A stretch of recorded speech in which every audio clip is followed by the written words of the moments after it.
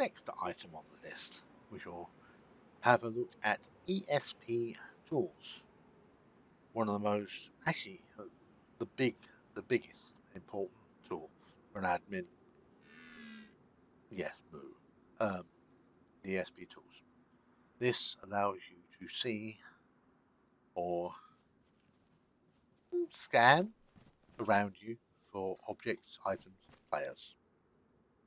Players, the list on the right shows you all the things you could possibly want. The default list is inventory, item, base, rifle, pistol, ammunition, clothing, transport, and maybe I think it's survivor. I've added some others here. I'll show you what they are in a second. But let's get the basic controls down first. Just make sure that we are on the right page, as it were. Now, ESP Tools requires a radius. Now, in the past, around about 500 was 20 to 500 was a good setting, because if you had too much being inputted shown on your screen, it would lag you out. Again, the patch on the 29th of October has improved this no ends. So most of the time I run at 1,000 meters anyway, which works very well for survivors. So toggle your toggle is off on, toggle it, and you can see the person. You can actually change the color to whatever you want, so you can have different things, colors. It's only a few colors to work with, I'm afraid, at the moment. So mostly everything will be white. Your choice is yours, how you change it. You might have to change every time there's an update. This will reset anyway. So anyway, yeah. Click your toggle. Toggles it on. As you can see, I'm now a nice shade of orange, and my name is above me. I can click on my name, and I can show various actions for that player or myself. Now, this generally applies to another player. So you can see the other player, and you won't have this. All you'll have,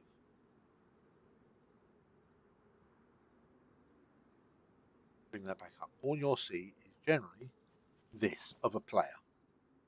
And it'll show their distance. For demonstration purposes, I have no other players on this server at the moment.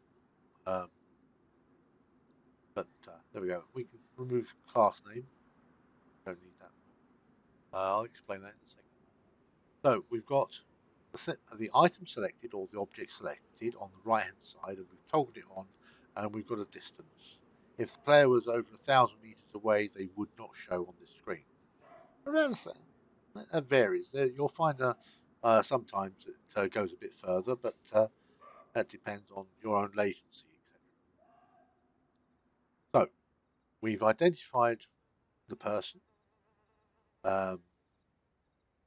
and what we can do, we can select information from this person on this screen by checking the box that's above their name, and you get their name and their distance.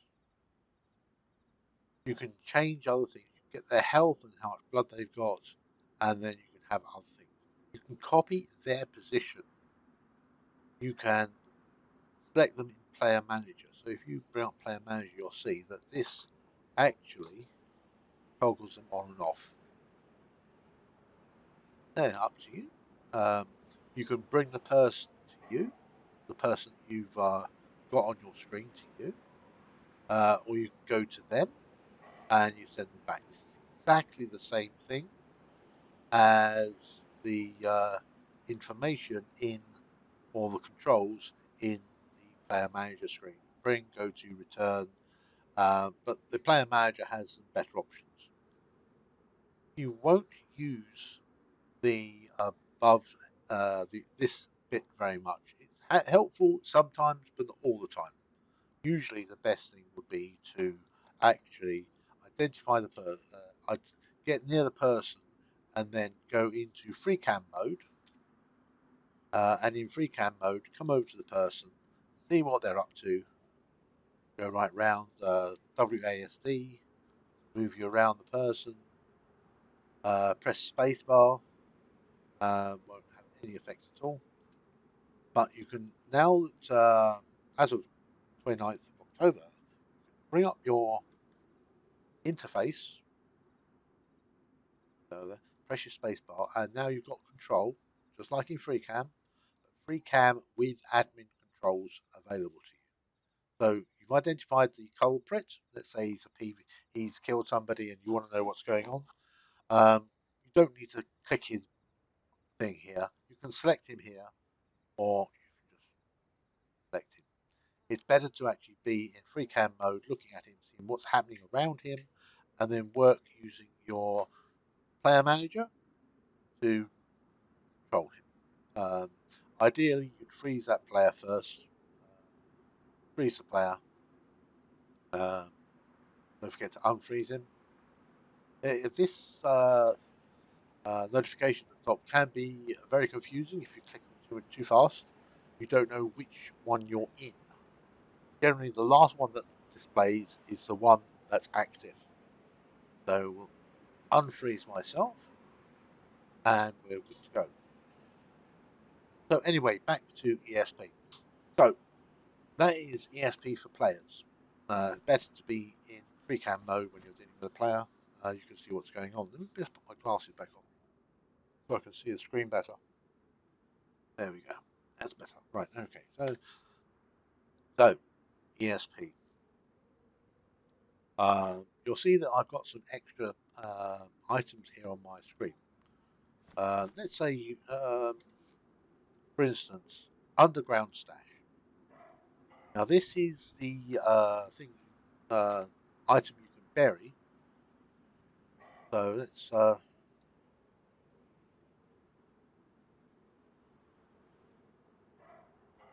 pot, cooking pot. There we are. We'll put a pot on the floor, and we'll need a shovel,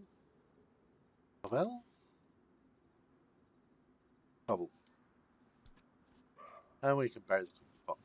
So we'll just bury the cooking pot to demonstrate. Okay. Right. Okay, let's just get rid of that for a second. Don't need that. So we bring up ESP again. Now, normally what would happen is, normally as an admin, you know something's in the area. You wouldn't normally have the item here, underground stash, in your list. It's not normally in your list. So you'd have to check everything, toggle, and then you'd find it. So you'd go over and you go, there it is. But you'd also see everything else in the area. You can see everything else in the area, and it's too much data. So you only want to look for piles of dirt, or stashes, they're called.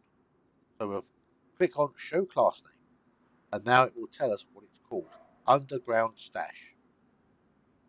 So here is a plus key. Click that. We type in, we type in the class name. We can now see. We've got Show Class Name, we can see class name. So we can type in, as you see it, underground, capital S, stash. And the H turtle. Okay? Now, we've got this here. And once we select it, everything becomes clear. Only the underground stashes will show on your screen, and nothing else. So you don't need to have everything turned on. Tombstone is a mod for tombstones.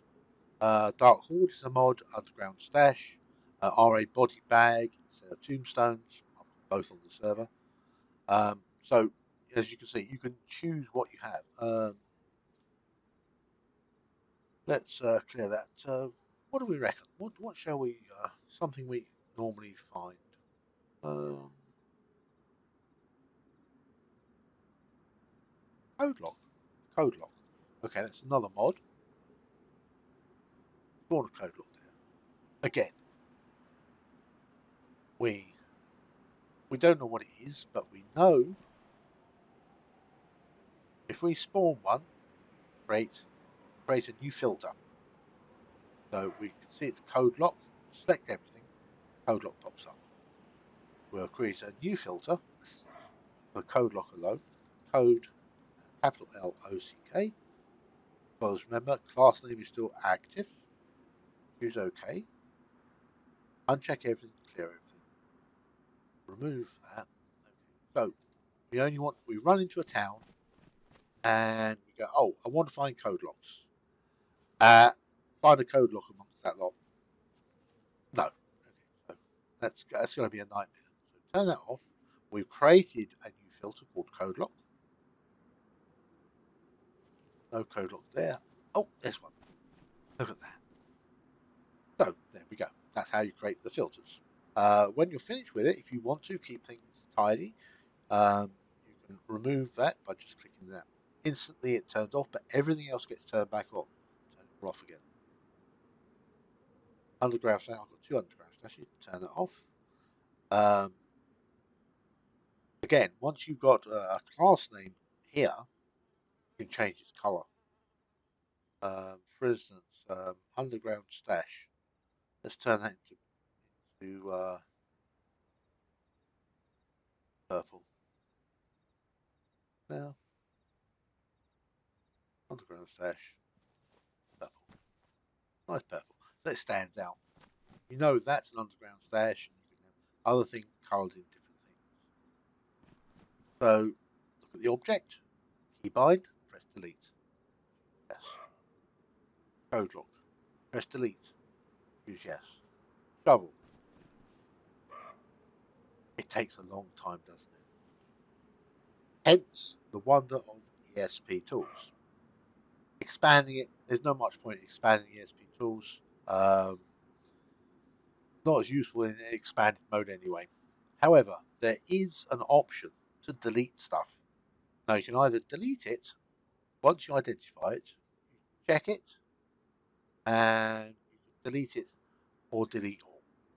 So you can delete all from here. Or if you say you've walked into a player's base and they've abandoned it.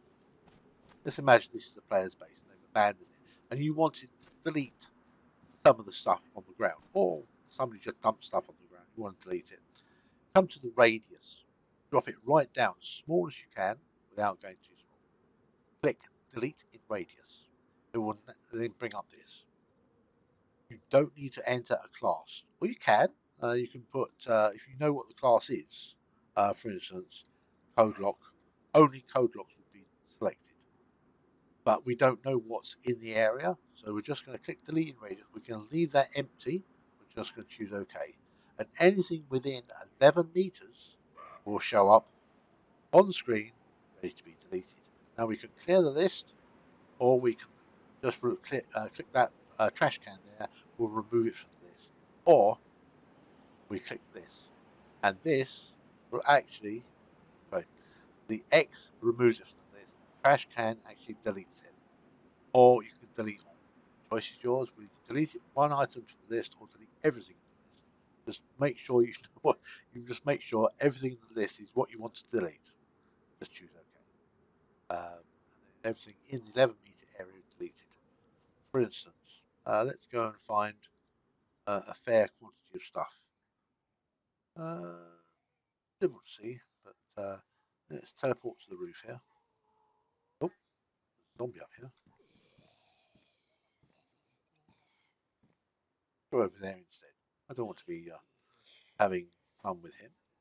So let's have a look. We've got everything selected. There's not much spawned in the town. Interesting. Let's go further.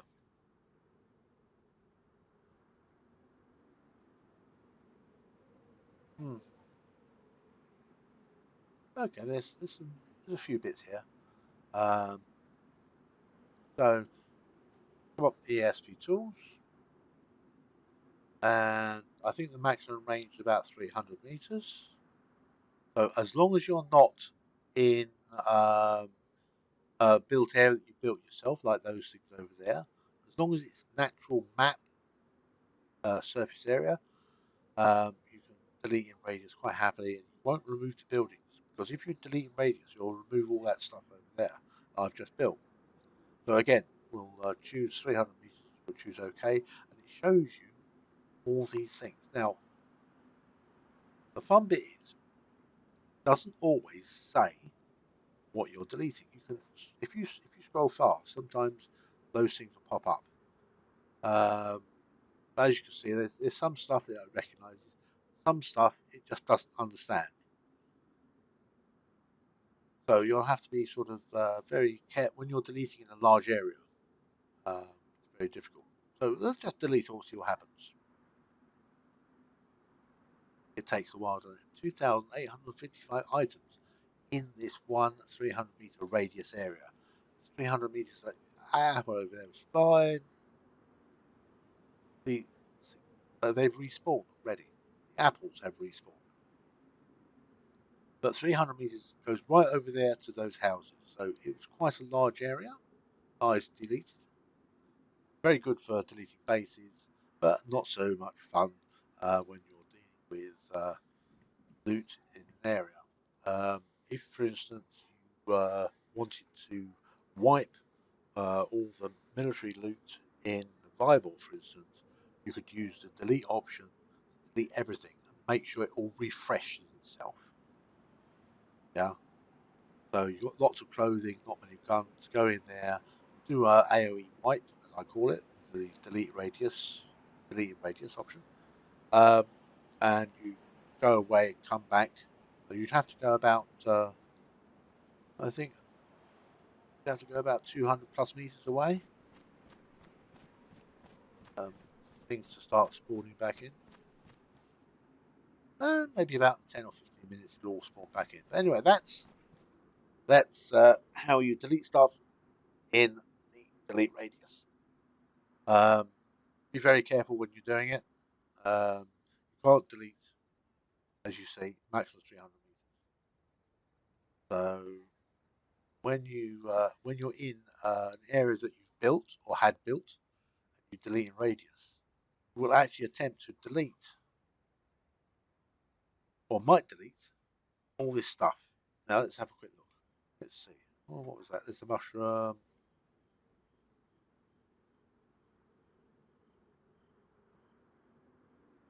Oh yeah. So anyway, let's try it. We'll delete all in 300 meters. Ah, wonderful. It didn't delete these. Wonderful. You can. It has been known to. Okay, doesn't do it now. That's good. Didn't know that myself personally. I've always been careful of deleting stuff anyway. So that is ESP. Not in a nutshell, but hopefully enough for you to get an understanding. Again, it's creating these filters. Once you have these filters made, you can actually body bags, tombstone, survivor, um, territory flag, for instance. You want to, as you're driving along, you want to see where people have built. Generally, I go around with only I have a survivor on, and I have tombstone or body bag. And when somebody dies, I'll teleport using the teleport tool to a rough location nearby. I'll switch on my ESP, 1,000 meters out, and just turn around until I see either player, tombstone, body bag, or whatever I'm looking for. So come back to there. You can either leave it on, clear it, toggle it off, clear it again. Make sure, and then you're set to go. That is the end of this chapter.